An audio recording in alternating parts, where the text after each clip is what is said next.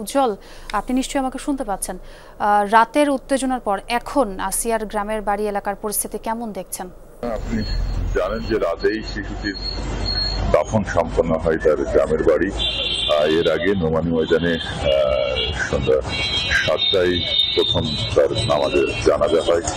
সেই জানাজার পরপরই কিন্তু বিক্ষুব্ধ জনতা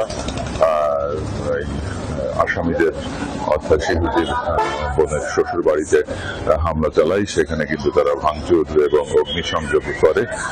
আর এই মুহূর্তে অবশ্য পরিস্থিতি স্বাভাবিক আছে। এলাকায় অতিরিক্ত পুলিশ মোতায়েন রয়েছে। আইন শৃঙ্খলা পরিস্থিতি এখন স্বাভাবিক।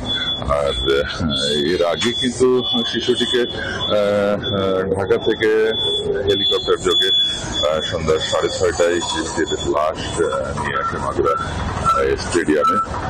সেখান থেকে গিয়ে 7টায় প্রথম তার নামাজে জানাজা হয় মাগুরা স্টেডিয়ামে।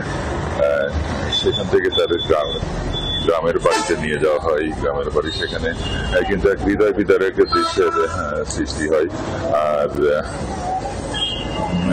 একটা বিষয় সবাই বলছে যে এই যে যারা আসামি, যারা এই ঘটনা ঘটিয়েছে তাদের যেন খুব দ্রুত বিচার হয়, এমন দৃষ্টান্তমূলক শাস্তি যেন তাদের হয়, যাতে আর কখনো কোনো এরকম কোনো শিশুর সাথে যাতে আর এরকম কোনো ঘটনা না ঘটে।